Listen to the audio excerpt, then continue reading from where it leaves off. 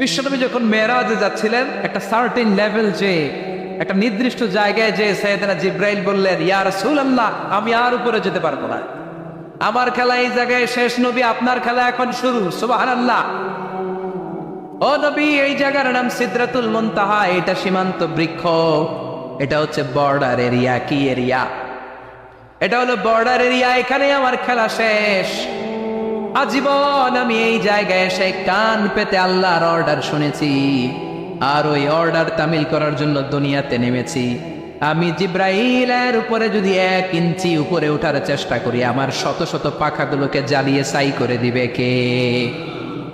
সাইয়েদনা জিব্রাইলের উপরে যেতে পারে নাই। যেখানে সাইয়েদনা জিব্রাইলের খেলা শেষ, ওইখানে বিশ্বনবীর খেলা শুরু হয়েছিল। কোন সুবহানাল্লাহ। তার মানে মানুষ যখন উপরে ওঠে, এত উপরে উঠে যায়, ফেরেশতাদেরকেও হার মানিয়ে ফেরেশতাদের উপরে চলে যায়। আবার মানুষ যখন নিচে নামতে শুরু করে, শয়তানকেও হার মানিয়ে নিচে চলে যায়। ঠিক কিনা? তার মানে হাইয়ার হলে সব দিক দিয়ে হাইয়ার, হাইয়েস্ট তো অল ক্রাইটেরিয়াতে সে হাইয়েস্ট, লোয়েস্ট তো অল ক্রাইটেরিয়াতে সে লোয়েস্ট। মানুষ ভালো হলে এর চেয়ে ভালো আর হয় না, মানুষ খারাপ হলে তার চাইতে খারাপ আর হয় না। এজন্য আল্লাহ বললেন, সুম্মা রাদাদনাহু আসফালা সাফিলিন। মানুষকে যেমনি আমি সুন্দর আকৃতি দিয়ে তৈরি করেছি, আবার ওই মানুষকে আমি আল্লাহ নিম্নগামী করেছি। যেটা উপরে ওঠে ওইটা আবার নিচেও নামা লাগে। ঠিক কিনা? কোন কোন তাফসীরে মুফাসসিরিনে ইকরাম বলেছেন, আসফালা সাফিলিন দিয়ে বার্ধক্যকে বোঝানো হয়েছে। যৌবনে মানুষের চেহারার সৌন্দর্য বেড়ে যায়। যৌবন যখন ঠিকরে পড়ে, একজন তাগড়া যুবক, তার চেহারার মধ্যে যে সৌন্দর্য, ওই ছেলেটাই যখন বুড়ো হয়ে যায়, তার চেহারার দিকে কেউ তাকাতে চায় না। রং ধরা যৌবন জং ধরে নাই, জং ধরে শেষ। ঠিক কিনা? আবার কোন কোন মুফাসসির বলেছে, না, এটা নৈতিক অধঃপতন। সুম্মা রাদাদনাহু আসফালা সাফিলিন। মানুষ যখন নিম্নগামী হয়, সবচেয়ে খারাপ হয়ে যায়। এই মানুষের মধ্যে যখন নেফাকি দেখা দেয়, মানুষ যখন মুনাফিক হয়ে যায়, সবচেয়ে খারাপ হয়ে যায়। মুনাফিকের চরিত্র যখন একজন মানুষের মধ্যে সে ধারণ করে, নিচে যেতে যেতে এত নিচে সে চলে যায়, শয়তান দেখে অবাক হয়ে যায়। শয়তান দেখে মনে মনে কয়, এইটাই যদি দুনিয়ায় আইব, আমারে আল্লাহ বানাইছে কেন? কথা বুঝতে পারছেন? মানুষ এত নিচে যায়, শয়তান অবাক হয়ে বলে, এইটাই যদি দুনিয়াতে থাকবে, তো আমি তৈরি হইলাম কেন? আমি শয়তান হইলাম কেন? এজন্য মানুষ ভালো হলে সবচেয়ে ভালো, খারাপ হলে সবচাইতে খারাপ। তার কারণটা কি? মানুষ যখন খারাপ হয়, পশুর চাইতেও খারাপ হয়ে যায়। জোরে বলেন ঠিক কিনা? আমরা বলি না, তুই পশুর চাইতেও অধম। মানবিকতা হারিয়ে যখন মানুষ অন্যায় কাজ করে, তখন আমরা বলি তুই পশুর চাইতেও অধম। ঠিক কিনা? এজন্য বলা হয়, জনসংখ্যা বাড়ছে, মানুষ বাড়ছে না। বাড়ছে জনসংখ্যা, বাড়ছে কি? মানুষ বাড়ছে নাকি? মানুষ নাই। এই দুনিয়া এখন তো সেই দুনিয়া নাই, মানুষ নামের মানুষ আছে, দুনিয়া বুঝায়। সেই মানুষের ভিড়ে আমার আসল মানুষ নাই।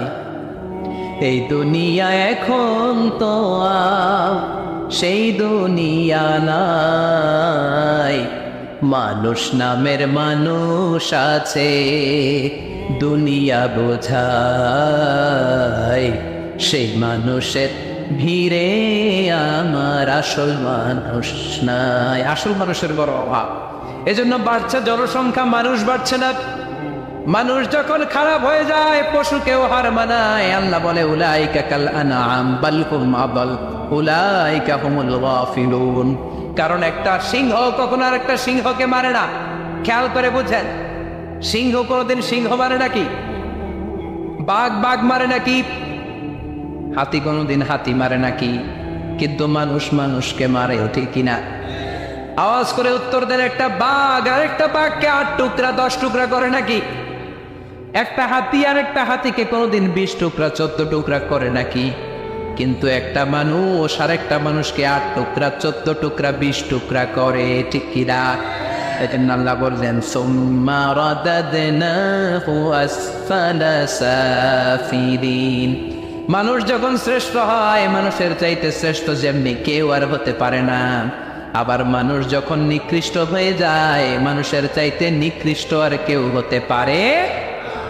এজন্য ভালো হওয়ার দরকার আছে না নাই? তার মানে মানুষ যেমনি উপরে উঠে আবার নিচেও নামতে পারে। মানুষের যেমনি সুযোগ আর সম্ভাবনা বেশি, মানুষের মধ্যে বিপদ খুব বেশি, কিন্তু দুই শ্রেণীর ব্যক্তিকে বিপদ স্পর্শ করে না। কয় শ্রেণী? আরো জোরে বলে।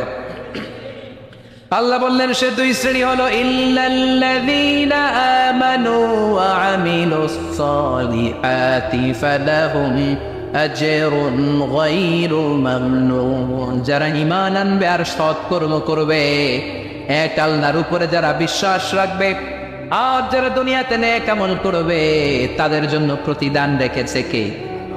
তাদেরকে জান্নাত দেওয়ার জন্য প্রস্তুত হয়ে আছে আল্লাহ। জোরে কম ঠিক কিনা?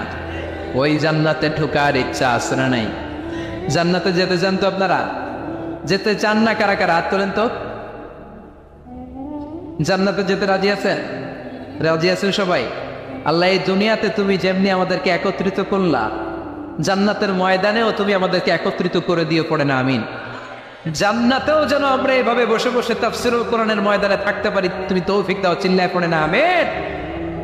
এজন্য আল্লাহ বললেন বিপদ মুক্ত হতে চাইলে দুইটা কাজ করতে হবে। এক হলো ইল্লাল্লাযীনা আমানু, ঈমান আনতে হবে। কার উপরে? জোরে বলেন কার উপরে? ঈমানের পথে অবিচল থেকে আমার মরণ যেন হয়, তোমারই কাছে মিনতি আমার, তোমারই কাছে মিনতি আমার, মহামহিম দয়াময়। ঈমানের পথে অবিচল থেকে আমার মরণ যেন হয়, পড়েন আমিন। আর জোরে আমিন। এজন্য আল্লাহ বললেন প্রথম শর্ত হলো ঈমান আনতে হবে। ওই ঈমানের মধ্যে শিরকের মিশ্রণ থাকতে পারবে না। শিরক ছাড়া পাক্কা মুমিন হয়ে যদি আমার দরবারে আসো, জান্নাতুল ফেরদাউসের দরজা তোমার জন্য খুলে দিবে কে? দুই নম্বরে ওয়া আমিলুস সালিহাত, নেক আমল যদি করতে পারো, ঈমান আর নেক আমল, এই দুইটার গ্যারান্টি যদি দিতে পারো, জান্নাতের গ্যারান্টি দিবে কে? এরপর আল্লাহ বললেন ফামা ইউকাযযিবুকা বা'দু বিদ্দীনি আলাইসাল্লাহু বিআহকামিল হাকিমিন। এত সুন্দর সুন্দর চারটা কসম দিয়ে ওয়াজ নসিহত করার পরেও নবী কারা আখিরাতকে অস্বীকার করে, কারা জান্নাত এবং জাহান্নামকে অস্বীকার করে? ও নবী, আমি আল্লাহ কি শ্রেষ্ঠতম বিচারক নই? আলাইসাল্লাহু বিআহকামিল হাকিমিন। আল্লাহ এখানে আপনাদেরকে প্রশ্ন করেছে। কি করেছে? কথা বলে কি করেছে? He put a question to the audience. Allah just put a question to the listener. শ্রোতাদের কাছে আল্লাহ একটা প্রশ্ন রেখে দিয়েছে। 8টা আয়াতের এই সূরা তো 3, যখন আপনি পড়ে শেষ করলেন, আল্লাহ একটা প্রশ্ন দিয়ে শেষ করবেন। আল্লাহ বললেন আলাইসাল্লাহু বিআহকামিল হাকিমিন, আমি আল্লাহ কি শ্রেষ্ঠ বিচারক নই? আল্লাহ কি শ্রেষ্ঠ বিচারক নয়? আমরা বললাম বালা, অবশ্যই আল্লাহ আপনি শ্রেষ্ঠ বিচারক। আবু দাউদের বর্ণনা, বিশ্বনবী বলেন কেউ যদি সূরা 3 পড়া শুরু করে, পড়তে পড়তে পড়তে পড়তে শেষ আয়াতে যখন চলে আসে, সে যখন পড়ে আলাইসাল্লাহু বিআহকামিল হাকিমিন, এর মানে হলো আমি আল্লাহ কি শ্রেষ্ঠ বিচারক নই? আমি আল্লাহ কি আহকামুল হাকিমিন নই? সূরা 3 শেষ আয়াতে যখন কেউ পৌঁছে যায়, সেজন্য আল্লাহর প্রশ্নের জবাব দিয়ে তারপরে সূরাটা শেষ করে। সেজন্য বলে বালা ওয়া আনা আলা যালিকা মিনাশ শাহিদিন, ও আল্লাহ আমি সাক্ষ্য দিলাম অবশ্যই আপনি আহকামুল হাকিমিন, আপনি শ্রেষ্ঠ বিচারক। কারণ আল্লাহর চাইতে শ্রেষ্ঠ বিচারক আর কেউ আছে নাকি? সব বিচারকের বড় বিচারক কে? সবচেয়ে বড় বিচারপতির নাম কি? দুনিয়ার বিচারপতিদের বিচার করবেন যেই বিচারপতি, ওই বিচারপতির নাম কি? আলাইসাল্লাহু বিআহকামিল হাকিমিন। আমি কি শ্রেষ্ঠ বিচারক নই? আল্লাহ প্রশ্ন। অফকোর্স ইউ আর দ্য জাজ অফ অল জাজেস। আল্লাহ হচ্ছে সব বিচারকের শ্রেষ্ঠ বিচারক, কারণ আল্লাহর বিচারে কোনো দুই নাম্বারই নাই, আছে নাকি? আল্লাহর বিচারে কোনো জুলুম নাই, আছে নাকি? আল্লাহর বিচারের ময়দানে ঘুষ দেওয়ার সিস্টেম নাই, আছে নাকি? আল্লাহর বিচারের দিক কোনো টেলিফোন কনে কোনো কাজ হয় না, আছে নাকি? এজন্য আল্লাহ বললেন, ওয়ামা আনা বিযাল্লামিন লিল আবিদ। আমার বিচারটা এত স্বচ্ছ বিচার, এত চমৎকার বিচার, এই বিচারে কেউ জুলুমের শিকার হবে না। ফামাই ইয়ামাল মিসকালা যাররাতিন খায়রান ইয়ারা ওয়া মান ইয়ামাল মিসকালা যাররাতিন শাররান ইয়ারা। আমার বিচারটা এমন বিচার, যাররা পরিমাণ ভালো করেছো ওইটাই পাবা, যাররা পরিমাণ খারাপ করেছো সেটাও বাবা। যে যতটুকু করেছো পরিণাম তার ততটুকু, এটাই বলো আল্লাহর বিচার, ঠিক কিনা? বিশ্বনবী মক্কা থেকে মদিনাতে হিজরত করার পরে মদিনায় যে 16 মাস কিংবা 17 মাস ওই মসজিদুল আকসার দিকে হয়ে নামাজ পড়েছেন, সুবহানাল্লাহ। 17 মাস পরে আবার মসজিদুল আকসা থেকে কাবার দিকে বিশ্বনবীর কিবলা পরিবর্তন করে দিল কে? পৃথিবীতে 3টা মসজিদ সবচাইতে সেরা, মনে রাখবেন। ইসলামিক জেনারেল নলেজ, এটা ইসলামিক সাধারণ জ্ঞান। পৃথিবীতে 3টা মসজিদ সবচাইতে সেরা। কয়টা? 1 নম্বর হচ্ছে মসজিদুল আকসা। মসজিদের নাম কি? সুবহানাল্লাযী আসরা বিআবদিহি লাইলাম মিনাল মাসজিদিল হারামি ইলাল মাসজিদিল আকসা। প্রশংসা ওই আল্লাহর যিনি তার নবীকে, যিনি তার বান্দাকে মেরাজের রাতে মসজিদুল হারাম থেকে মসজিদুল আকসায় ভ্রমণ করিয়েছেন। মেরাজের রাত্রিতে বিশ্বনবী ওই মসজিদটা ভ্রমণ করেছিলেন এবং বিশ্বনবী বলেছেন, খবরদার, স্পেশাল সাওয়াবের নিয়তে, বিশেষ সাওয়াব পাওয়া যাবে এই নিয়তে পৃথিবীর 3টা মসজিদ ছাড়া আর কোনো মসজিদে সফর করা জায়েজ। তার প্রথম হলো মসজিদুল আকসা। এই মসজিদুল আকসার ভেতরে 1 রাকাত নামাজ পড়লে 500 রাকাতের সওয়াব দেয় কে? 2 নম্বর মসজিদে নববী, বিশ্বনবীর কবর যেই মসজিদের মধ্যে রয়েছে, ওই মসজিদে 1 রাকাত নামাজ পড়লে 1000 রাকাত নামাজের সওয়াব দেয় কে? 3 নম্বর মসজিদুল হারাম, যেই মসজিদুল হারামের মাঝখানে আল্লাহর ঘর রয়েছে, ওই ঘরে 1 রাকাত নামাজ পড়লে 1 লক্ষ রাকাতের সওয়াব আমলনামায় দিবে কে? আর যদি জামাতে পড়েন আরো 27 গুণ বেশি, তার মানে 1 রাকাতে 27 লক্ষ রাকাতের সওয়াব। সুবহানাল্লাহ কইবেন না? যাইতে মনে চায় সৌদি আরব, যাইতে মনে চায় মক্কা, যেতে মনে চায় মদিনাতে, বিশ্বনবী শুয়ে আছেন সেখানে। দেখা দাও রাসূলুল্লাহ, ধন্য করো দিদারে, আমি কেঁদে কেঁদে হই গো সারা, ধন্য করো দিদারে। 2 সাথীকে পাশে নিয়ে হায় ঘুমিয়ে আছো নিঝুম নিরালায়, আমি সইতে পারি না বিরহ জ্বালা, ধন্য করো দিদারে, ডেকে লও হাবিবাল্লাহ, ধন্য করো দিদারে। পড়েন আমিন। অসাধারণ কথামালা এই গানের, কিন্তু সামান্য একটু সমস্যা আছে। বিশ্বনবীর কাছে দিদার চাওয়া যায় না, দিদার চাইতে হবে কার কাছে? দেখা দাও মাবুদ আল্লাহ, ধন্য করো দিদারে, আমি কেঁদে কেঁদে হই গো সারা, ধন্য করো দিদারে। পড়েন আমিন। এজন্য বিশ্বনবীর দিদার আল্লাহর পক্ষ থেকে অনেক বড় নেয়ামত, কিন্তু দিদার বিশ্বনবী দিতে পারে না। দিতে পারে কে? বিশ্বনবী স্বপ্ন যুগে কাকে এসে ওনার নুরানি চেহারাটা দেখাবেন, এটা বিশ্বনবীর সিদ্ধান্তে নয়, একজনের সিদ্ধান্তে। তিনি কে? এজন্য বলতে হবে ডেকে লও মাবুদ আল্লাহ। চিল্লায় কোন ঠিক কিনা? এজন্য বিশ্বনবীর এই মসজিদে নামাজ পড়লে 1 রাকাতে 1000 রাকাতের সওয়াব, মসজিদুল আকসাতে পড়লে 1 রাকাতে 500 রাকাতের সওয়াব, আবার মসজিদুল হারামে 1 রাকাত নামাজ পড়লে 1 লক্ষ রাকাতের সওয়াব দিবে কে? তার মানে তিনের জৈতুন বলে আল্লাহ ফিলিস্তিনের কসম কেটেছেন।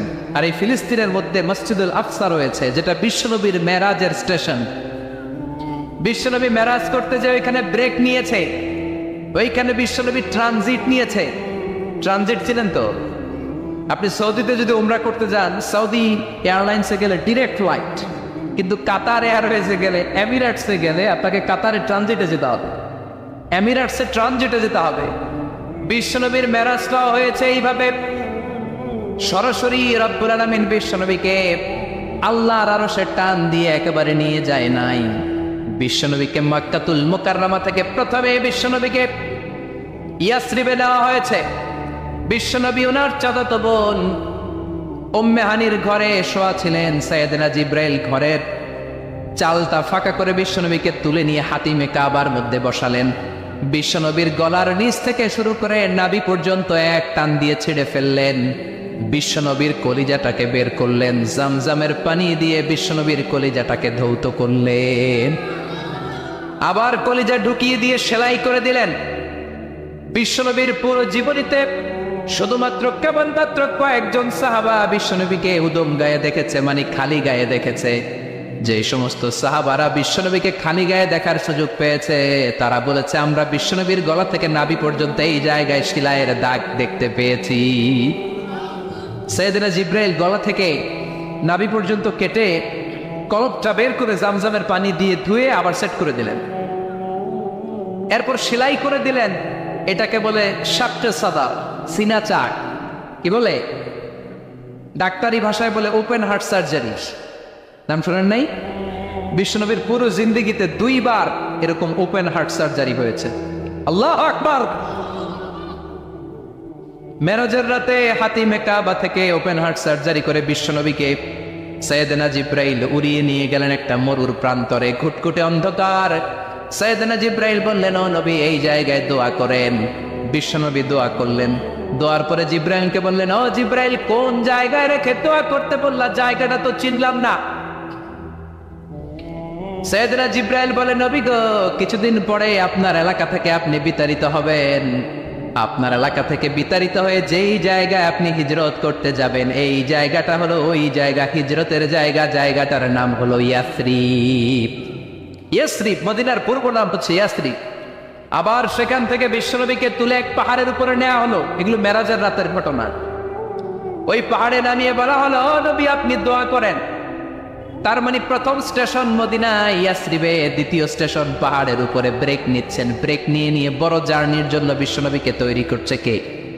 কারণ একটু পরে এমন জোরে টান দিবে, 7 আকাশ ভেদ করে আল্লাহর আরশে চলে যেতে হবে। চিল্লা এখন ঠিক কিনা? পাহাড়ের উপরে নামিয়ে বললেন, ও নবী দোয়া করেন। বিশ্বনবী পাহাড়ের উপরে দোয়া করলেন।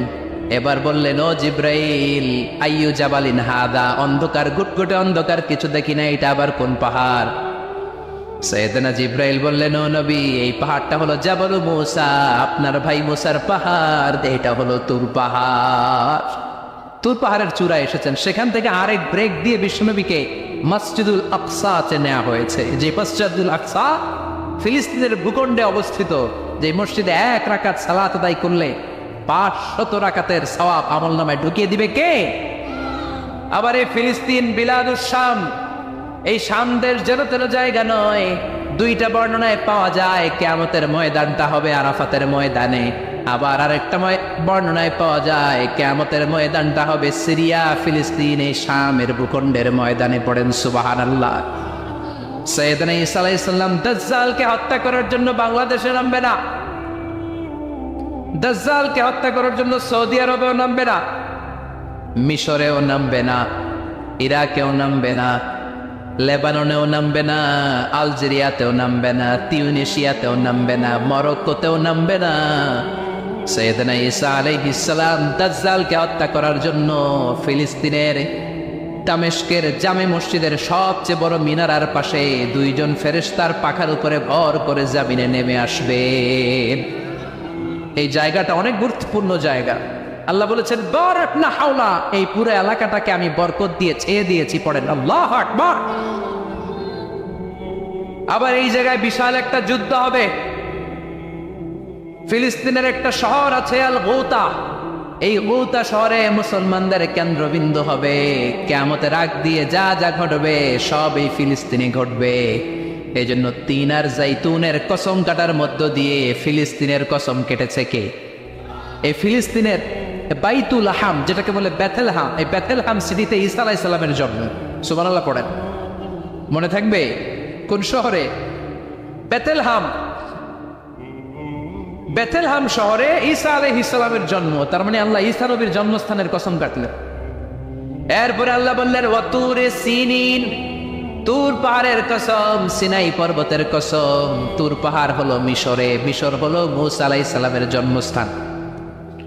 আর ওয়াহাদাল বালাদিল আমিন, এই নিরাপদ শহরের কসম, মানে মক্কাতুল মুকাররমার কসম। মক্কা মুকাররমা কার জন্মস্থান? জোরে বলেন, আরো জোরে বলেন। বিশ্বনবীর জন্মস্থান। তিনজন বড় বড় পয়গাম্বর যেই তিন দেশে এসেছে, আল্লাহ তিনটা দেশের কসম কাটলেন।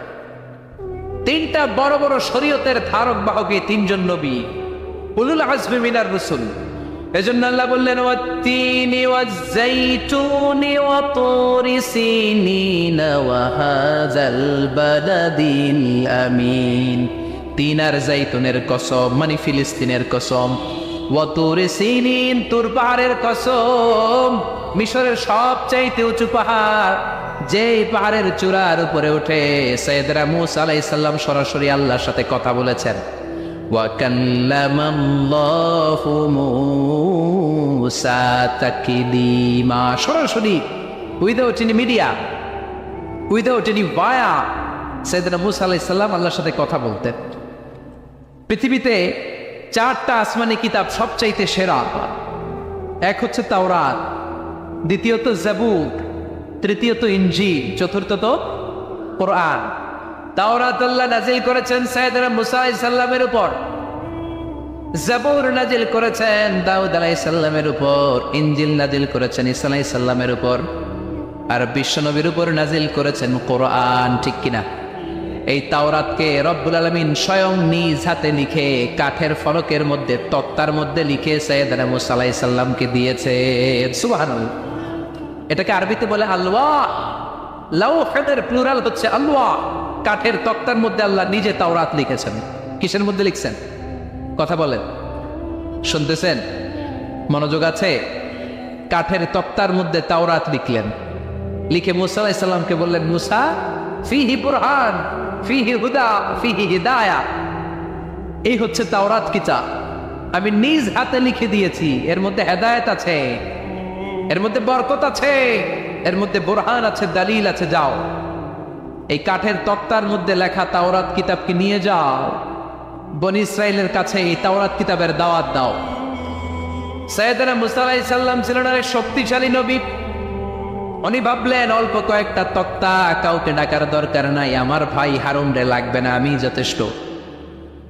আমার ভাই হারুন রে কষ্ট করে পাহাড়ের উপরে টেনে আনার দরকার নাই, 3-4টা তক্তা আমি নিজেই নিতে পারবো, নিজেই নিতে পারবো মনে করে সাইয়েদনা মূসা আলাইহিস সালাম আল্লাহর লেখা তক্তার উপরে যে তাওরাতের ফলক, এই ফলক ধরে টান দিয়েছে উঠানোর জন্য।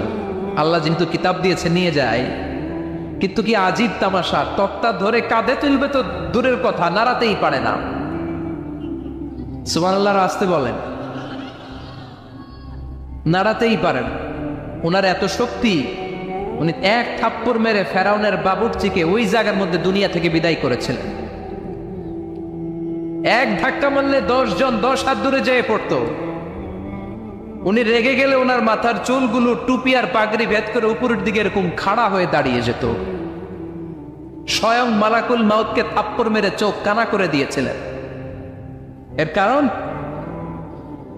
এর কারণ মালাকুল মাউত মানুষের সূরাতে আসছিল, আর অনুমতি নেয় নাই। ঘরের মধ্যে ঢুকার আগে অনুমতির দরকার আছে না নাই? কি সুন্দর ইসলাম, হোয়াট এ প্রাইভেসি ইন ইসলাম! কত সুন্দর প্রাইভেসি ইসলাম আমাদেরকে শিখিয়েছে। আপনি ঘরে ঢুকবেন, অনুমতি নিয়ে ঢুকবেন। কার কথা? এক সাহাবী বললেন, নবী আমার ঘরে 2 ঘর। কয়টা? 2টা মাত্র রুম। এক রুমে থাকি আমি, আর এক রুমে থাকে আমার আম্মা জান। যেই আম্মা জানের বুকের দুধ খেয়ে আমি 10 মাস পেটের ভেতরে ছিলাম, 2 বছর বুকের দুধ খেয়ে বড় হলাম। আমার আম্মা জান থাকে এক রুমে, আমি থাকি আর এক রুমে। ও নবী, আমার মায়ের রুমে ঢোকার আগেও কি অনুমতি নেওয়া লাগবে নাকি? বিশ্বনবী বললেন, ও সাহাবা, আতুহিব্বু আন তারাহা উরিয়ানা, do you like to see your বাবা নেকেড? তুমি কি তোমার মাকে নেকেড দেখতে চাও? তুমি কি তোমার মাকে উলঙ্গ দেখতে চাও? সাহাবী বললেন, কাল্লা, কখনোই না। বিশ্বনবী বললেন, ইদান তাস্তাদিন, তোমার মাকে যদি উলঙ্গ দেখতে না চাও, তাহলে অবশ্যই অবশ্যই অবশ্যই তোমার মায়ের ঘরে ঢোকার আগে অনুমতি নিয়ে ঢুকবা। সুবহানাল্লাহ! মায়ের ঘরে ঢোকার আগে অনুমতি নিতে হবে। তাহলে ভাইয়ের ঘরে, বোনের ঘরে, ভাবির ঘরে ঢুকাই যাবে না। ভাবির ঘরে ঢোকা যাবে? কারো ঘরে ঢোকার আগে অনুমতি নিতে হবে। এটাকে বলে প্রাইভেসি। ইসলামী প্রাইভেসি কি গুরুত্ব দেয়? কারণ আপনি হয়তো এমন একটা সময় চলে যাবেন ঘরের ভিতরে, ঘরের ভেতরে আপনার আম্মা ওই সময় হয়তো হালকা পোশাক পরে, সিম্পল কোনো কাপড় পরে শুয়ে আছে, ঠিক কিনা? ওই পোশাকে সে আপনার সামনে আসতে চায় না। আপনি যখন নক করবেন, আপনি যখন সালাম দিবেন, পারমিশন চাইবেন, সে হয়তো ওনাকে ঢেকে চাদর পরে সুন্দর করে জামাটা পরে তারপরে আপনার সামনে আসবে। চিল্লায় বলেন ঠিক কিনা? এজন্য অনুমতি নিয়ে ঢোকা ফরজ। কারো ঘরে যখন যাবেন, আগে সালাম দিবেন, 3 বার সালাম দিবেন। 3 বার সালাম দেওয়ার পরে যদি উত্তর না পাওয়া যায়, চলে যাবেন। কার কথা? মানতে রাজি আছেন তো? এগুলো মানি না, এই জন্যই ঘরে অশান্তি, ফ্যামিলিতে অশান্তি, চোখের হেফাজত নাই, নজরের হেফাজত নাই। এই নজরের লাগাম যদি টেনে ধরতে পারেন, ফ্যামিলির 50% সমস্যা এমনিই চলে যাবে। চিল্লা এখন ঠিক কিনা? সাইয়েদনা মূসা আলাইহিস সালামের কাছে মালাকুল মাউত, মৃত্যুর ফেরেশতা, মানুষের সূরাতে এসেছিল, অনুমতি নেয় নাই, হুট করে ঘরে ঢুকছে। ঢুইকা কয়, আনা মালাকুল মাউত, আমি মৃত্যুর ফেরেশতা, জিইতু আন আকবাদা রূহাক, আপনার রূহ কবজ করতে আসছি। মূসা আলাইহিস সালাম দেখতেছে একজন সলিমুদ্দি। মূসা নবী দেখে কি, আর সলিমুদ্দি কয় কি, আমি মালাকুল মাউত। ভেজাল আছে না নাই? সাইয়েদনা মূসা আলাইহিস সালাম দেখে দিব্যি সাধারণ মানুষ, আর সে বলে আমি তোমার রূহ কবজ করতে এসেছি। মূসা আলাইহিস সালাম রেগে গেলেন। অনেক মেজাজওয়ালা নবী ছিলেন। রাগের চোটে এক থাপ্পড় দিলেন। থাপ্পড় খেয়ে মালাকুল মাউতের এক চোখ নাই। বুখারীর বর্ণনা, ফাসাক্কাহু ফাফাকুআ আইনা, থাপ্পড় মারলেন, চোখ শেষ। মালাকুল মাউত বাঁচার জন্য দিলেন দৌড়। এক দৌড়ে আল্লাহর আদেশে আল্লাহর আরশে চলে গেলেন। যে বলে, মাবুদ এমন নবীর কাছে পাঠিয়েছেন, আরসালতানি ইলা আবদিন লা ইউরিদুল মাউত, এমন বান্দার কাছে পাঠিয়েছে, ওই বান্দা মরতে চায় না, খালি মারতে চায়। কি করতে চায়?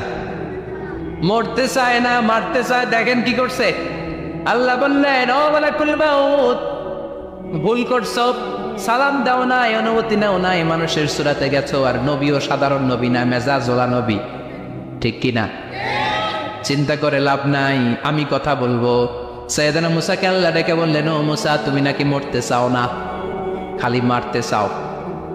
সাইয়েদনা মূসা বলেন, না মাবুদ, আমি তো চিনি নাই, এটা যে মালাকুল মাউত, আমি তো চিনি নাই, চিনলে তো তার গায়ে আমি হাত তোলার সাহস করতাম না। আল্লাহ বললেন, ও মূসা, যাও, দাইয়াদাকা আলা মাতনি সাউর, ওই যে একটা গাভী দেখা যায়, ষাঁড় দেখা যায়, ওই গরুর পিঠের উপরে তোমার ডান হাতটা রেখে দাও। সাইয়েদনা মূসা আলাইহিস সালাম গরুর পিঠের উপরে ডান হাত রাখলেন। আল্লাহ বললেন, মূসা, তোমার ডান হাতের নিচে গরুর যতগুলো পশম, প্রত্যেকটা পশমের বিনিময়ে তোমার 1 বছর করে হায়াত আমি বাড়িয়ে দিলাম। মরতে যখন চাও না, মারতে যখন চাও, আরো কয়েক বছর মারো, হায়াত আমি বাড়িয়ে দিলাম। মূসা আলাইহিস সালাম বললেন, আল্লাহ সুম্মা মাযা, এই হাতের নিচে গরুর যত পশম, তত আমার হায়াত বেড়ে যাবে। ধরলাম হাতের নিচে 2000 পশম, 2000 বছর হায়াত বাড়িয়ে দিলেন, কিন্তু সুম্মা মাদা, 2000 বছর পরে কি হবে, আগে ওইটা কোন? ওই ঝামেলাটা ভাঙের আগে আল্লাহ বললেন মূসা সুম্মাল মাউত, তারপরে তো তোমাকে মরতেই হবে, এই পৃথিবীতে আসলেই মরতে হয়। কুল্লু নাফসিন যায়িকাতুল মাউত, এই পৃথিবীতে যারা একবার আসবে তাদেরকেই মরতে হবে, ঠিক কি না? সাইয়েদনা মূসা আলাইহিস সালাম বললেন ফাল আনা, তাহলে আর দেরির দরকার নাই, এখনই আমাকে নিতে বলেন। সুবহানাল্লাহ। মালাকুল মাউত এসে মূসা আলাইহিস সালামের রূহ কবজ করে ফেললেন। এই মূসা আলাইহিস সালামের সাথে সরাসরি আল্লাহর কথা হতো এই তুর পাহাড়ের উপর, আর এই তুর পাহাড়ের নামে কসম কেটেছে কে? ওয়া তুরি সিনিন। আল্লাহ বললেন তিন আর জাইতুনের কসম, মানে ফিলিস্তিনের কসম।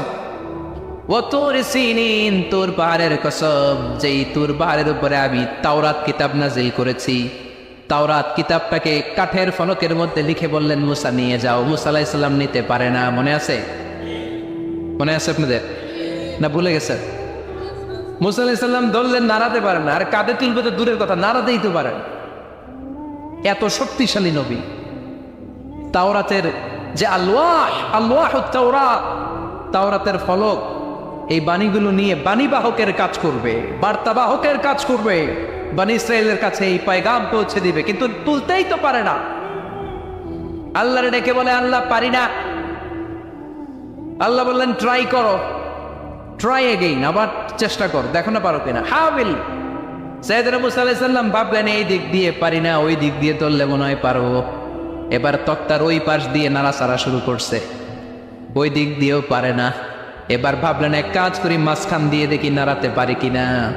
সাইয়েদনা মূসা আলাইহিস সালাম কাঠের তক্তাগুলোর মাঝখান দিয়ে ধরলেন, টান দিলেন, কিন্তু তক্তা নড়ে, নাড়ানোই যায় না, কাঁধে তুলবে তো দূরের কথা। সাইয়েদনা মূসা আলাইহিস সালাম অপারগ হয়ে আল্লাহরে ডেকে বললেন ও মাবুদ পারি না। আল্লাহ আসলে চাচ্ছে মূসা যেন বলে পারি না। মূসা পারে না এটা শুনতে আল্লাহর বড় মনে চায়। সুবহানাল্লাহ কইবেন না? কারণ সব জায়গায় উনি পারে আর মারে। আজকে সাইয়েদনা মূসা আলাইহিস সালামের কণ্ঠে আল্লাহ শুনতে চায় আল্লাহ আমি অপারগ, আমি পারি না। সাইয়েদনা মূসা আলাইহিস সালাম বলে আল্লাহ সাইয়েদনা জিব্রাইলকে যদি বলেন আমারে যদি একটু সাহায্য করে, আমার কাঁধে তুলে দিলে আমি নিয়ে বাড়িতে যাব। সাইয়েদনা জিব্রাইলকে একটু বলেন। আল্লাহ বললেন যাও জিব্রাইল, হেল্প আউট মূসা, মূসা আলাইহিস সালামকে সাহায্য করো। এবার সাইয়েদনা মূসা আলাইহিস সালাম ধরলেন এই দিকে, সাইয়েদনা জিব্রাইল ধরলেন এই দিকে। দুইজন মিলে তাওরাত লেখা কাঠের তক্তাগুলো উঠাতে চাইলেন, কিন্তু কি আজীব তামাশা, সাইয়েদনা জিব্রাইলও পারে না। সাইয়েদনা মূসা আলাইহিস সালাম বলেন ও ভাই জিব্রাইল চলো জায়গা চেঞ্জ করি, তুমি এদিক দিয়ে ধরো,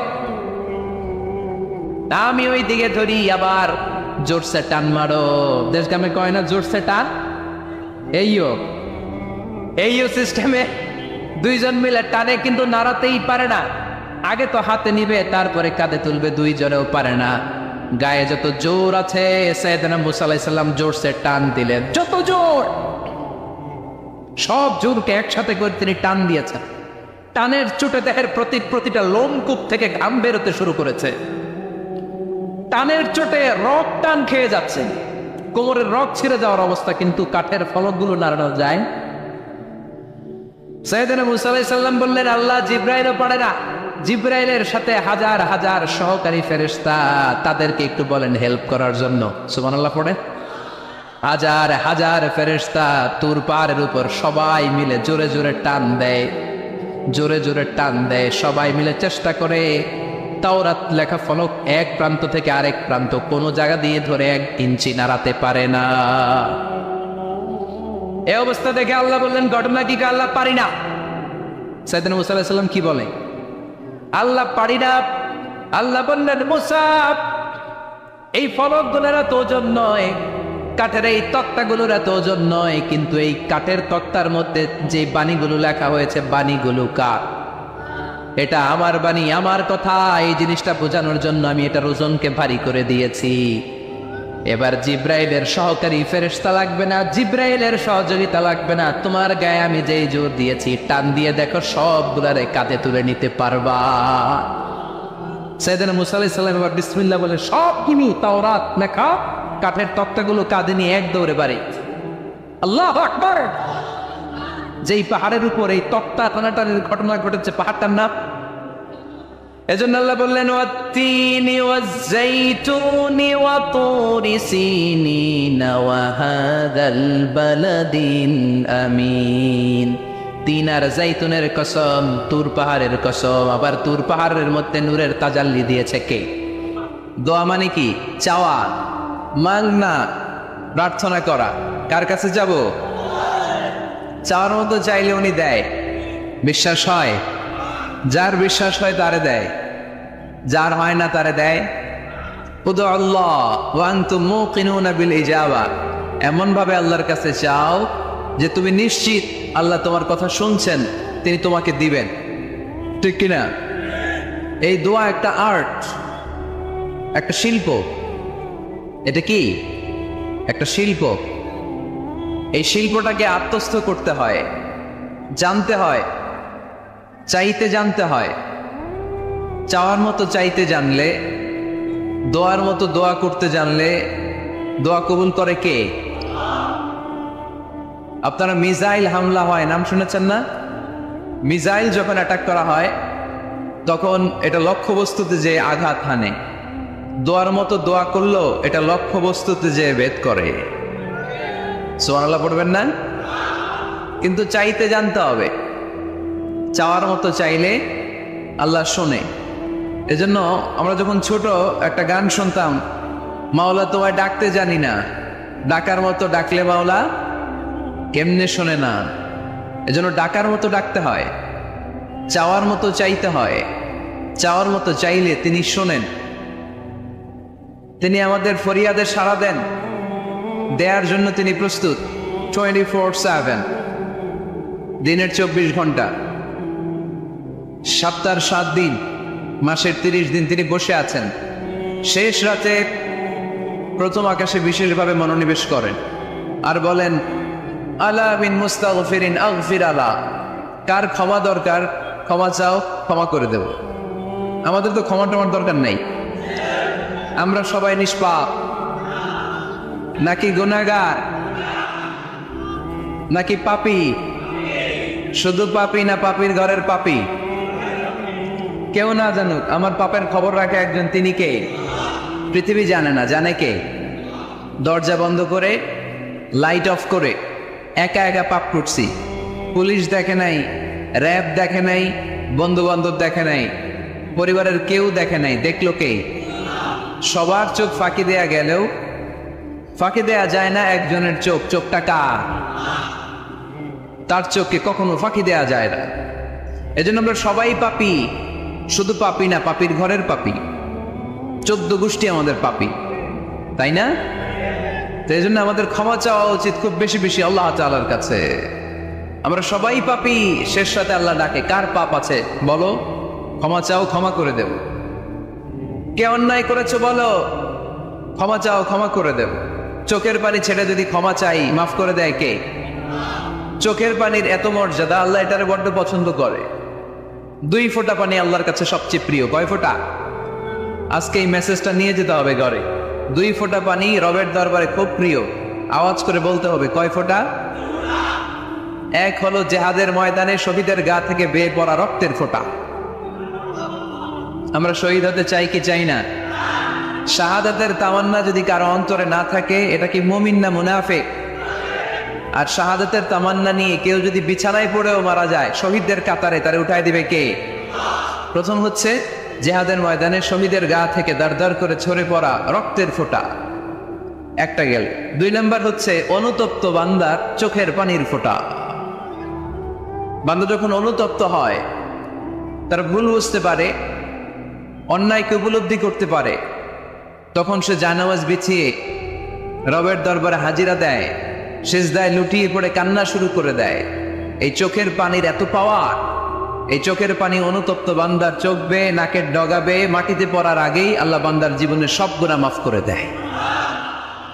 এজন্য চোখের পানি বেশি বেশি ফেলার দরকার আছে না নাই? আমাদের হৃদয়টা অনেকের বড় শক্ত, চোখ দিয়ে পানি নামে না। সেই কবে যে সর্বশেষ কান্না করেছিলাম মনেই নাই, এরকম অনেকে আছে না নাই? সেই কবে যে কাঁদছিলাম মনে নাই, হুজুর কান্নাই তো আসে না। বড্ড পাষাণ হৃদয় আমাদের। এই জন্য আল্লাহর কাছে চাইতে জানতে হয়, চাওয়াটা একটা শিল্প, দোয়া করাটা একটা শিল্প। এটাকে শিখতে হয়, এটাকে আয়ত্তে আনতে হয়, এটাকে বশে আনতে হয়, এটার সাথে আবেগ ভালোবাসার উচ্ছ্বাস যুক্ত করতে হয়, চোখের পানির ছোঁয়া লাগাতে হয়, তাহলে এটা আরশের মধ্যে যে নক করে। আর হুজুর দোয়া করতেছে অন্যদিকে তাকায় আছে, এরকম আসরা নাই, তো এই দোয়ায় কোনো লাভ হবে না। সিনসিয়ারিটি, সিনসিয়ার দোয়া ইজ লাইক এ মিসাইল, আর দোয়া ও সিলাফুল মুমিন, দোয়া হচ্ছে মুমিনের অস্ত্র, ট্যাঙ্ক, মিসাইল, এগুলো আমাদের অস্ত্র না। আমাদের আসল অস্ত্র আমাদের দোয়া। বুঝে নাই বোধহয়? আসল অস্ত্র কি? এজন্য we have to always keep in touch with our Lord. সব সময় আল্লাহর সাথে কিপ ইন টাচ, আল্লাহর সাথে টাচে থাকতে হবে, ঠিক কি না?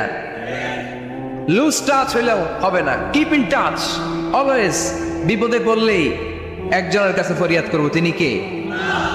তিনি দেওয়ার জন্য বসে আছেন, চাইলেই তিনি দেন। এটা আমাদের অস্ত্র। যেখানে সবকিছুর কারিশমা শেষ, সেখানে দোয়ার কারিশমা শুরু। আমরা অনেক সময় শুনি ক্যান্সারে আক্রান্ত, ক্যান্সার নামে একটা রোগ আছে না? ডাক্তাররা বলে ক্যান্সার যার নাই অ্যান্সার।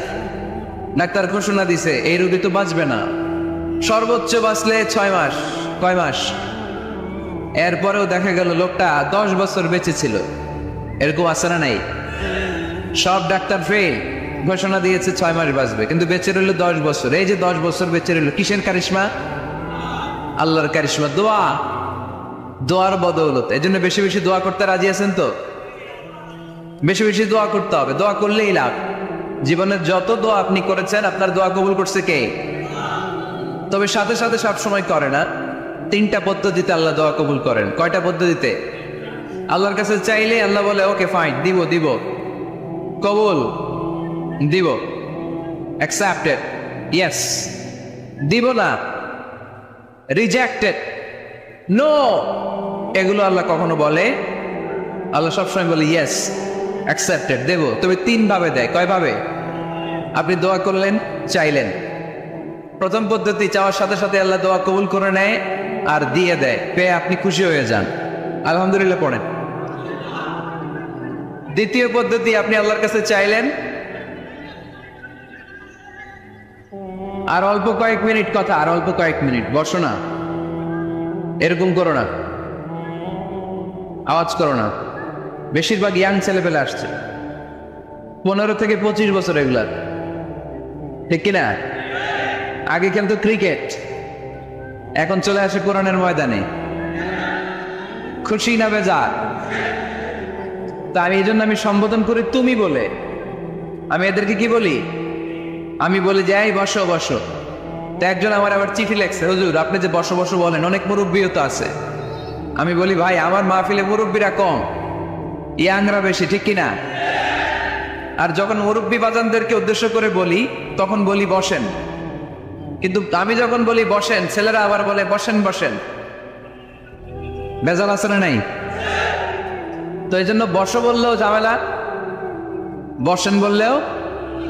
হুজুর বিয়ে করলেও দোষ, হুজুর বিয়ে করে না এটাও দোষ, হুজুর দেখতে সুন্দর এটাও দোষ, হুজুর দেখতে বেশি স্মার্ট না এটাও দোষ, হুজুর খায় কম, খাইতে পারে না, দোষ, হুজুর খায় বেশি, এটাও।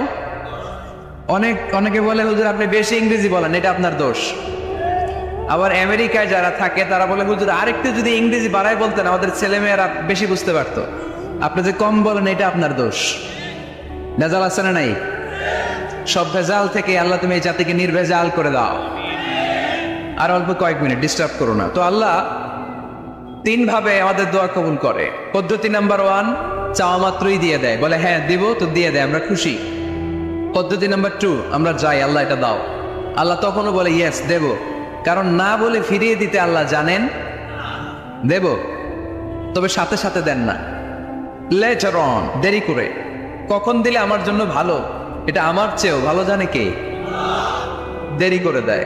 পদ্ধতি নাম্বার 3, আমি চাইলাম আল্লাহ এটা দাও, আল্লাহ বলে ইয়েস দেব, সাথে সাথে দেয় না, দেরি করেও দেয় না। এটা কিয়ামতের ময়দানের জন্য তিনি রেখে দেয়। যাতে ওই দিন বিপদের কালে এই দোয়ার বদৌলতে তিনি আমাদেরকে বাঁচিয়ে দিতে পারে। তাহলে যে এত এত দোয়া করি, লাভ আছে না নাই? হয় সাথে সাথেই কবুল, নয় কিছু সময় দেরি করে কবুল, তা না হলে আখেরাতের অ্যাকাউন্টে আমাদের জন্য ব্যালেন্সে রেখে দিয়েছে কে? এজন্য আজকের এই মাহফিল তখনই সার্থক হবে যখন আমরা এই সিদ্ধান্ত নিতে পারবো যে আমরা চাইবো একজনের কাছে, তিনি কে? এবং চাইবো চাওয়ার মতো। যেহেতু এটা একটা শিল্প, আর্ট, এটাকে আত্মস্থ করতে হয়। চাওয়ার মতো চাইলে এটা কখনো মিস হয় না। এজন্য আমরা মন প্রাণ উজাড় করে আল্লাহ তাআলার কাছে চাইবো, শুধু নিজের জন্যই চাইবো, আশেপাশে আর কারো জন্য চাইবো না। কেন? ওনার জন্য চাবো কেন? আমারটা আমি চাবো, ওনারটা উনি চাবে। কথা কন? অনেকে বলে হুজুর আমি আরেকজনের জন্য দোয়া করে কি লাভ? ওনারটা উনি করবে, আমারটা আমি করি। এরকম একটা লজিক বা যুক্তি আছে না নাই? এটা ভুয়া যুক্তি, এটা কোনো গ্রাউন্ড নাই। কারণ আমার জন্য দোয়া করলে যেমনি লাভ, আরেকজনের জন্য করলেও লাভ। হাদিসে এসেছে কোন মুসলিম যদি ইয়াদউ লিআখিহিল মুসলিম বিযাহরিল গায়ব, তার কোনো ভাইয়ের জন্য যদি কেউ দোয়া করে, ওই দোয়াটা আগে আল্লাহ তার জন্য কবুল করে নেয়। কারণ সে দোয়া যাই করে, পাশ থেকে ফেরেশতারা বলে ওয়ালাকা বিমিসলিন, ওয়ালাকা বিমিসলিন, তোমার জন্য এটা কবুল করুক। যেমন আপনি দোয়া করলেন, আল্লাহ আমার এই ভাইটা অসুস্থ, আল্লাহ আমি দোয়া করছি আল্লাহ আপনি তারে সুস্থ করে দেন। ফেরেশতারা বলে আল্লাহ ওয়ালাকা বিমিসলিন, যিনি দোয়া করছে তার যদি কোনো রোগ বালাই থাকে আগে তারে সুস্থ করে দেন।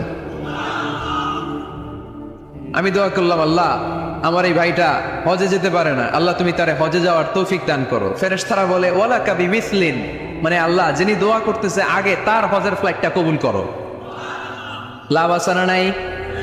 এজন্য নিজের জন্য দোয়া করলেও লাভ, পরের জন্য দোয়া করলেও লাভ।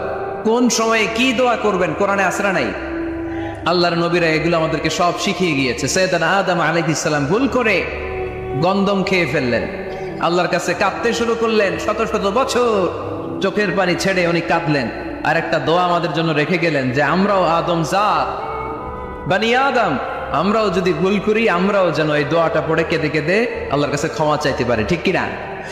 সাইয়েদনা আদম আলাইহিস সালাম ভুল করে ফেললেন, আল্লাহর কাছে চোখের পানি ছাড়লেন, অনুতপ্ত হলেন আর দোয়া করলেন রব্বানা যালামনা আনফুসানা ওয়া ইল্লাম তাগফির লানা ওয়া তারহামনা লানাকুনান্না মিনাল খাসিরিন। আল্লাহ ভুল করেছি, অপরাধ করেছি, অন্যায় করেছি, তুমি যদি মাফ না করো কেউ মাফ করার নাই, ঠিক কিনা? এভাবে ভুল হয়ে গেলে ক্ষমার রাস্তা খোলা। অনেকে রাস্তা বন্ধ করে দেয়, ভয় দেখায়, আয় আয় তুই তো কাফের, তুই তো জাহান্নামী, এরকম আছে না নাই? বনি ইসরায়েলের যুগে এক আল্লাহর ওলি, তার পাশে থাকতো এক বেনামাজি। ঘর থেকে বেরোইলে বেনামাজের দেখলে বলতো এই জাহান্নামী। বিকেল বেলায় করে আসার সময় কিরে জাহান্নামী, আবার দেখা হইলে এই তুই তো জাহান্নামী, খালি ডাক দিত জাহান্নামী বলে। কিয়ামতের দিন আল্লাহর ওলি রে আল্লাহ ডাকবে, আল্লাহ ডেকে বলবে এই তুমি যে এরা জাহান্নামী বলে ডাক দিছো, কে জাহান্নামে যাবে আর কে জান্নাতে যাবে এই ডিলারশিপ কি আমি দুনিয়ায় তোমারে দিছিলাম? তো তুমি ওরা জাহান্নামী কেন বললা? ও নামাজ পড়ে নাই, ও আমারে ডাকতে পারে নাই, কিন্তু তোর মতো বেয়াদবি করে নাই, চিল্লায় বলেন ঠিক কিনা? আজকে ওরে আমি জান্নাতে দেব, তোরে জাহান্নামে দেব। খবরদার, কাউরে জাহান্নামী বলার আগে 1000 বার ভেবে নিবেন। কে জান্নাতে কে জাহান্নামে কেউ জানে না, একজন ছাড়া, তিনি কে? সবাই যদি জান্নাতে যায়, জান্নাতে তো ঠেলাঠেলি হবে আজকের মতো, ঠেলাঠেলি হবে না? সর্বশেষ জাহান্নামের আগুনে 1000 বছর পরে যে লোকটা জান্নাতে যাবে তার জান্নাতের সাইজ হবে এই পৃথিবীর 10 গুণ। জান্নাতের এক একটা যে দরজা হবে, বিশ্বনবী বললেন মা বাইনা মক্কা ওয়া হাজার, সৌদির মক্কা শহর থেকে বাহরাইনের হাজার শহর যত লম্বা, যা ঠিক তত লম্বা। সেই হিসাবে এক ধাক্কায় কয়েক হাজার কোটি জান্নাতি একবারে ঢুকবে। আমরা আমাদের দরজা দিয়ে, ঘরের দরজা দিয়ে একসাথে কয়জন ঢুকি? বড় জোর 2 জন, তার চেয়েও ধাক্কাধাক্কি করে সর্বোচ্চ। জান্নাতের এক একটা দরজা দিয়ে এক ফাউজে একবারে ঢুকতে পারবে কয়েক হাজার কোটি বানি আদম। তো ওই জান্নাত যদি আল্লাহ সবাইরে দেয়, আমার কোনো সমস্যা আছে? এজন্য ইবাদত নিয়ে যেন আমরা কখনো অহংকার না করি, ইলম নিয়ে যেন কখনো অহংকার না করি, আমরা যেন বিনয়ী হই, আমরা যেন নিচু হই। কেউ নিচু হতে চাইলে আল্লাহ তারা টেনে ওঠায়, আর কেউ উপরে উঠতে চাইলে আল্লাহ থাপ্পড় মেরে জামিনে কেটে দেয়। চিল্লায় বলেন ঠিক কি না? সাইয়েদনা আদম আলাইহিস সালাম ভুল করলেন, ক্ষমা চাইলেন, ক্ষমা করে দিল কে? এজন্য আমাদেরও যদি ভুল হয়ে যায় আমরা আল্লাহর কাছে মাফ চাইবো। মাফের দরজা খোলা আছে না নাই? আবার সাইয়েদনা ইব্রাহিম আলাইহিস সালাম দোয়া করলেন, রব্বি জাআলনি মুকিমাস সালাতি ওয়া মিন যুররিয়াতি রাব্বানা ওয়া তাকাব্বাল দুআ। আল্লাহ আপনি আমার নামাজ কায়েমকারী বানান, আমার কলিজার টুকরা ইসমাইলকেও আমার সাথে নামাজ কায়েমকারী বানান, আমার দোয়াটা আপনি কবুল করে নেন। এরপরে কোনো বিপদে যদি পড়ে যাই, কোনো আপদ মুসিবতে যদি পড়ে যাই, কি দোয়া করতে হবে? সাইয়েদনা ইউনূস আলাইহিস সালামের ওই দোয়াটাও আল্লাহর কোরআনে আছে না নাই? লা ইলাহা ইল্লা আনতা সুবহানাকা ইন্নী কুনতু মিনাজ জালিমিন। সবাই পড়েন লা ইলাহা ইল্লা আনতা সুবহানাকা ইন্নী কুনতু মিনাল জালিমিন। লা ইলাহা ইল্লা আন্ত, আপনি ছাড়া কোনো ইলাহ নাই, সুবহানাক, আপনি পবিত্র, ইন্নী কুনতু মিনাজ জালিমিন, আল্লাহ আমি জুলুম করেছি, ভুল করেছি, অন্যায় করেছি, আপনি ছাড়া বাঁচানোর কেউ নাই। ঠিক কি না? আল্লাহ ছাড়া বাঁচানোর কেউ আছে? তরানোর কেউ আছে? আমি ছাড়া আল্লাহর আরো গোলাম আছে না নাই? আমি ছাড়া, আমি তো আল্লাহর বান্দা, আমি ছাড়া আল্লাহর আরো বান্দা আছে না নাই? তো আল্লাহ ছাড়া আমার দ্বিতীয় কোনো রব আছে? দোয়া এটা বলবেন, আল্লাহ আমি ছাড়া তোমার গোলামের অভাব নাই, আমি ছাড়া তোমার বান্দা বান্দির অভাব নাই, কিন্তু তুমি ছাড়া আমার কেউ না, তুমি ছাড়া আমারে ক্ষমা করার বাঁচানোর কেউ নাই। এজন্য বিপদে পড়লেই একটা নাম নিতে হয়, তিনি কে? লা ইলাহা ইল্লা আনতা সুবহানাকা ইন্নী কুনতু মিনাজ জালিমিন। এটা বিপদে পড়ার দোয়া, বিপদে পড়লে এই দোয়া পড়বেন। মুক্ত করবে কে? মাছের পেট থেকে সাইয়েদনা ইউনূস আলাইহিস সালামকে বাঁচালেন কে? আমাদের দেশে এটা শুধু ওই যে বজ্রপাত করলে পড়ে, তাই না? কি কয়? ঠেড়া, ঠাড়া, ঠাটা, বজ্রপাত শুদ্ধ বাংলায়। বজ্রপাত করলে পড়ে, আসলে শুধু বজ্রপাতের সময়ই না, যে কোনো বিপদ দেখলেই কি পড়বেন? লা ইলাহা ইল্লা আনতা সুবহানাকা ইন্নী কুনতু মিনাজ জালিমিন। ৭১ সালে পাক হানাদার বাহিনী এদেশের মানুষদের উপর অনেক অত্যাচার করেছিল, বেশি করেছিল আমাদের হিন্দু ভাইদের উপর। মুসলমান হলে ছেড়ে দিত, হিন্দু হইলে গুলি মারত। এক মুসলমানদের রাস্তায় থামাইছে পাক হানাদার বাহিনী, আর জিজ্ঞেস করতো কালেমা বল, কালেমা বলতে পারলে ছেড়ে দিত। মাথার মধ্যে বন্দুক ঠেকায় একজনের বলে সালে কালেমা বাতা, মুসলিম আর হিন্দু, আমি মুসলমান, সালে কালেমা বাতা, তাহলে কালেমা বল। তো এই বেটায় ভয় পড়া আরম্ভ করছে, লা ইলাহা ইল্লা আনতা সুবহানাকা ইন্নী কুনতু মিনাজ জালিমিন। পাকিস্তানি রেগে গিয়ে বলে, সালে ইয়ে তো মুসিবত কা কালেমা হ্যায়, এটা তো মুসিবতে বললে পড়ে। বাঙালি কয়, হাম তো ভি মুসিবত মে হ্যাঁ, আমিও তো মুসিবতেই আছি, তুমি বন্দুক ধরে কালেমা জিজ্ঞেস করো, আমার হুশ আছে? আমি বেহুশ, আমি ডরে কি পড়তেছি আমি নিজেও জানি না। তো এটা হচ্ছে মুসিবত কা কালেমা। বিপদে পড়লে যদি পড়েন, বিপদ থেকে উদ্ধার করবে কে? অনেকের মুখে কথা আটকে যায়, তোতলামি হয়, মামলিং হয়, হৃদয়ে ভয় হয়, দোয়া আছে না নাই? সাইয়েদনা মুসা আলাইহিস সালাম বললেন, রব্বি শরহ লি সাদরি ওয়া ইয়াসসির লি আমরি ওয়াহলুল উকদাতাম মিন লিসানি ইয়াফকাহু কওলি। সুবহানাল্লাহ পড়েন। ও আল্লাহ, আমার হৃদয়টারে উন্মুক্ত করে দাও, আমার কার্যক্রম দাওয়াতি কাজগুলোরে তুমি আল্লাহ সহজ করে দাও। কথা বলতে গেলে আমার মুখের মধ্যে কথা আটকে যায়, আমার কথাগুলোরে তুমি স্পষ্ট করে দাও। আওয়াজ করে পড়তে হবে আমিন। এই সুন্দর সুন্দর দোয়াগুলো আমরা আল্লাহর কাছে করবো, রাজি আছেন?